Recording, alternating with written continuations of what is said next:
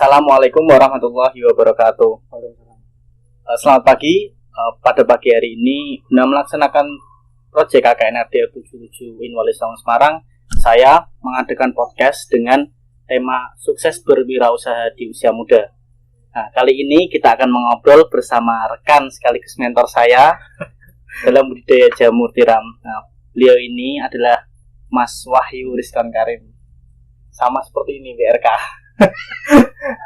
Beliau seorang pengusaha yang bergerak di bidang produksi bibit jamur tiram dan pengolahannya. Nah, perlu diketahui bahwa Mas Wahyu Rizkan Karim ini beliau juga sudah sarjana ekonomi ya, Mas.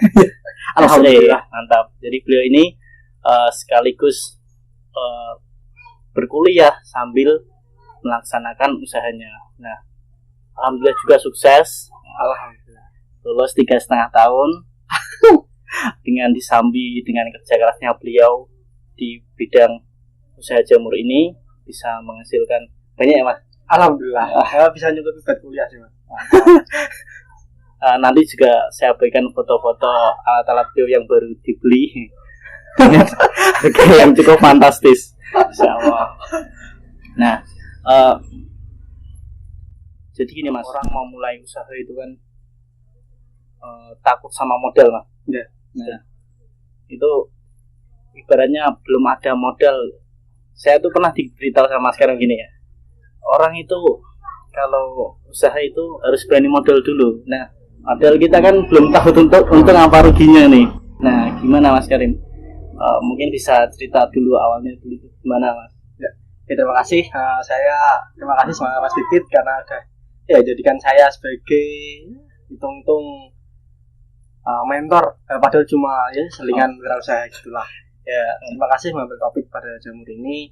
Ya, sebetulnya dalam usaha ya, kayak modal itu mungkin emang penting.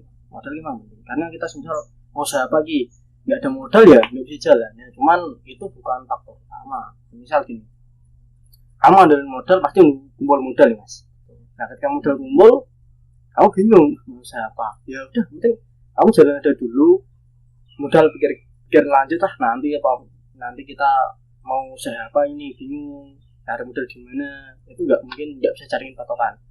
Kalau saya sih gini, mungkin kalau kita tanpa modal tuh bisa kayak reseller, kita kan jualin punyanya orang, kita kerjasama terus kita dapat fee dari penjualan. Nah misal gitu kayak online shop kan sekarang lagi ramai gitu, online shop kita dapat keuntungan 10%. Nah itu kan nggak usah modal, cuma kita modal HP mungkin kita udah bisa jalan. Nah, kalau mungkin untuk perkembangan dan usaha, walaupun modal bukan utama, cuman kalau ingin usahanya lebih cepat naik, lebih terkenal, itu mah butuh modal. Nah, jadi mungkin misal gak ada modal, mungkin bagi mahasiswa nih, kayak saya dulu mungkin nyelisihin uang berapa dari pemasukan lah, mungkin dari pemasukan dari mana diselisihin, kemudian itu dikumpul-kumpul dari fee yang tadi misal kerjasama, misal ini jualan baju atau kaos di online shop, kita kan ada fee, kita kumpulin. Nah itu pokoknya nanti dibuat modal. Jadi kayak nggak utama sih ya. Setelah nanti kumpul kita perlu apa sih, mungkin kita mau buka cabang sendiri atau gimana, atau mungkin kita jadi reseller sendiri. Nah mungkin di situ bisa ya. Mungkin kalau intinya modal bukan utama, yang penting kamu jalanin usahanya dulu. Cuman kalau ingin cepat maju, cepat usahanya itu lebih besar, mungkin perlu modal. Berarti modal juga penting ya Mas. Ya. Tapi bukan hal yang utama. Yang penting kamu tekun, telaten dulu. Misal kamu punya modal 100 juta, tapi kamu beli ruko ini, tapi bingung mau usaha apa ya, akhirnya habis kan? Nah, akhirnya habis. Cuma itu. Jadi modal itu bukan hal yang utama, tapi penting, tapi bukan hal yang utama. Terus kemudian gini Mas, kan ini temanya berwirausaha di usia muda. Nah, di usia muda ini kan kita perlu tahu Mas bahwa kebanyakan orang itu mikirnya tantangannya berat. Ya, tantangannya berat. Terus kemudian mikirnya sekolah yang utama, terus jadi ibaratnya kita jadi ASN sekarang ya, aparatur sipil negara atau pegawai negeri sipil. Nah, sebenarnya begitu salah Mas, atau kita harus sebagai jiwa muda itu tetap harus punya keinginan untuk punya usaha sendiri, atau kita kuliah untuk menjadi ASN itu enggak masalah atau seperti itu Mas? Oh, itu mungkin tantangan dari dalam Mas ya. Jujur saya ikut wirausaha, kemudian ikut kuliah juga sih. Nah, cuman saya kan ini usaha niatnya gini, kita semua ikut ASN, kita jadi pegawai nih. Ini otomatis sudah lulus ya, kita udah dapat gelar kerja di suatu perusahaan. Nah, ketika udah kerja kan kita pikiran, aku udah bisa hidup di sini, udah dapat gaji per bulan tuh mas. Sedangkan perusahaan kan belum pasti, nanti kalau bangkrut gimana lah. Cuman aku mikir ke depan ini mas, kita nanti umur berapa sih kerja, mungkin 40-50 tahun kan mungkin kita udah digantikan sama apart yang baru, mungkin pegawai yang baru. Apalagi di kerjaan tantangannya berat lah mas. Saya memilih ke berusaha karena apa? Karena misal kita masih muda nih, kita berusaha masih muda. Misal nanti kita tua, itu udah berarti usaha udah dikenal lah. Kalau kita misal nanti tua umur 50 baru bangun usaha, ya udah kita bingung, tenaga kita kan nggak ada. Sedangkan pertama, walaupun kita nanti cari uang dulu dapat modal, cuman kalau kita nggak terjun langsung di dalam usaha tersebut, ya lama-lama modalnya habis. Jadi usia muda mungkin bisa dikatakan jangan langsung ke fokus ke dalam berusaha, sekolah dulu nggak apa-apa, karena mungkin setidaknya walaupun nanti usahanya jadi lupa enggak, kamu di situ juga mendapatkan gelar sama pengalaman untuk usaha. Jadi nanti kalau masuk di pegawaian kan pegawai negeri kita udah dapat pengalaman sendiri, mungkin gitu mas. Jadi sebenarnya nggak harus memikirkan usaha, tapi harus mikir ke depannya gimana ya mas? Mikir ke depannya. Cuman harus ikut orang ya, gitu. Kita mikir sampingnya dulu lah, kita usahanya itu sampingan dulu karena kita kan masih muda ini. Tantangan dari orang tua pengen kamu jadi pegawai ini. Nah, jangan kita kan bingung. Bukan usaha, suruh pegawai. Iya kan mikir kan mas. Ya, dari itu aku makanya milih usaha dulu enggak apa-apa kecil-kecilan. Cuma sampingnya dulu, jangan difokusin. Sedangkan kita nanti muda kan pasti pengeluaran banyak lah. Berarti kalau keperluan mungkin mau ngasih makan anak orang nggak misal. Keren nikah ya mas. Misal gitu lah. Itu kan tantangan. Perlu diketahui juga nih teman-teman. Jadi Mas Wahyu Karim ini dulunya itu sebenarnya udah bekerja enak istilahnya, karena dia dulu ini sempat ikut di salah satu swalayan yang cukup terkenal dan posisinya itu pabrik juga pernah, tapi di swalayan itu juga posisinya cukup enak. Terus kemudian udah gaji pasti, terus dia ini bukan ibaratnya yang kerja kotor lah, pokoknya posisi yang enak. Terus kemudian di sini saya mau tanya mas, kan dari yang awalnya kerja enak, kerja yang udah pasti dapat bayaran, terus kemudian pindah ke hal yang tidak pasti, berusaha mulai dari nol, itu ada penolakan dari orang tua nggak mas atau gimana? Itu pasti sih, itu jadi momok sih dalam pikiran. Cuman gini, kita kan tiap hari nih dapat uang misal kamar Semarang nih mas, sekitar ya anggap aja 2 juta lah, udah uang makan dan lain-lain. Itu kalau dipegang satu hari, anggap saja itu kan 30 hari, berarti satu hari kan dapat 100.000. Nah, kita berangkat dari pagi sampai malam 100.000. Dengan berusaha kita nggak tahu lah. Nah, kita nggak tahu gimana ini dapat pemasukannya, dapat apa enggak lah. Ceritanya gini mas, aku kan udah mulai bibit jamur ini, tak mulai gila kok. Pada suatu hari itu panen. Lah kok hasilnya itu lebih dari 100.000. Sedangkan cuman kita ngirim, cuman ngirim tak mas, kita packing, panen, gitu.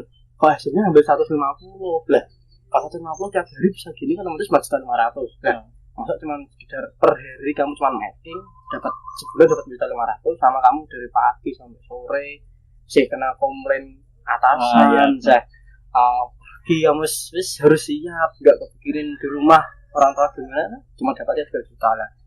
Mungkin kalau pengen pokok diam di rumah mungkin ikut orang bisa, cuman kalau kepikiran mau gaji yang banyak menurutku nggak usah sih menurut saya. Cuman dalam arti kamu juga harus pinter lah, kamu harus pinter ya, pokoknya gimana ya, mau keluar dari zona nyaman lah.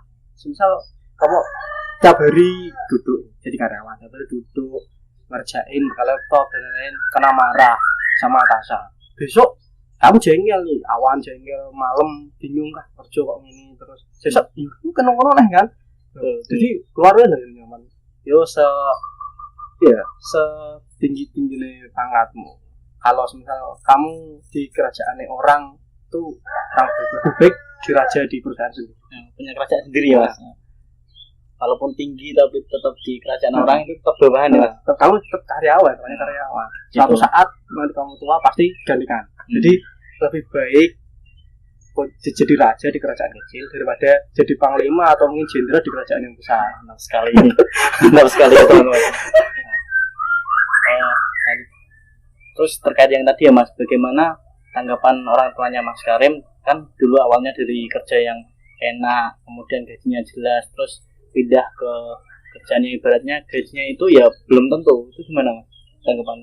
Kalau aku sih dulu kan itu dapat uang sangon, terus tadi dapat uang itu, nah saya beliin itu semua buat bayar kuliah. Karena cuma saya kan kelas karyawan, tak buatin buat beli bibit ini.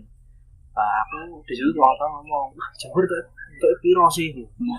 Aku don, aku kok internalku nggak ada yang dukung. Sedangkan ada orang tua kan pasti doanya kan mendukung lah dari saya kan. Kok, ya akhirnya aku di situ wes tak wani ini, baik teliti, tekun, sikat harus sih. Ya kita ya wes, mungkin suatu saat, mungkin ya kita kan udah berkembang. Mungkin suatu saat, yo kita berterima kasih lah. Terima kasih sudah menghina saya secara seperti karena aku siapa. Mungkin gitu sih Pak. Tapi berarti dulu sempat ada penolakan dari orang tua ya. Tapi sekarang mendukung alhamdulillah. Enggak cuma orang tua sih, karena teman kerja. Wah, saya piye sih gini.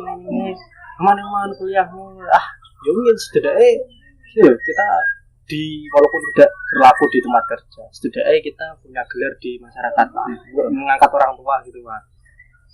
Terus sama juga Mas, tip-tipnya buat teman-teman nih yang misalnya ada penolakan dari orang tua, nggak ada dukungan, terus itu gimana Mas tip buat mereka Mas? Kalau saya sendiri, sih jujur ya sedikit negatif lah. Saya di situ kan nggak ada restu dari orang tua. Ya aku tak kerjain sendiri ya cuman kesusahannya di situ mungkin. Sedangkan saya modal kan mepet. Sedangkan di situ orang tua nggak dukung, otomatis kan kita yus pengeluaranmu yus ya. Tip saya buat lakukan sendiri, cuman jangan pernah ngeluh capek di hadapan orang tua. Nanti mesti kamu tambah jaduin itu kan, kok mesti kesel kan, ini usaha kesel malu enak ini enak. Padahal kita kan usaha ngono nggak ada dorongan orang tua. Yus kita pokoknya kerjain sebisa mungkin sekuat-kuatnya, kita harus kuat lah. Semisal kamu capek anggap bener aku kesel, tapi justru sampai aku ngetok kesel di depan orang tua. Jadi begitu aku harus soyus dan nambah semangat.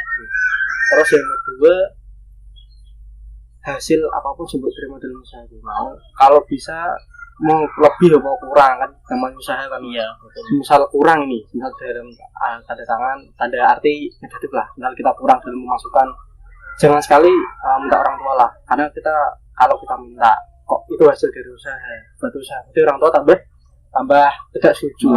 Kita pokoknya cerita yang baik-baik di orang tua lah, biar dia akhirnya mendukung ya. Alhamdulillah sekarang pada setuju. Berarti pada intinya nggak didukung itu nggak masalah, yang penting kita tunjukkan bahwa kita bisa gitu ya Mas. Ya, jangan ngeluh juga. Ya betul.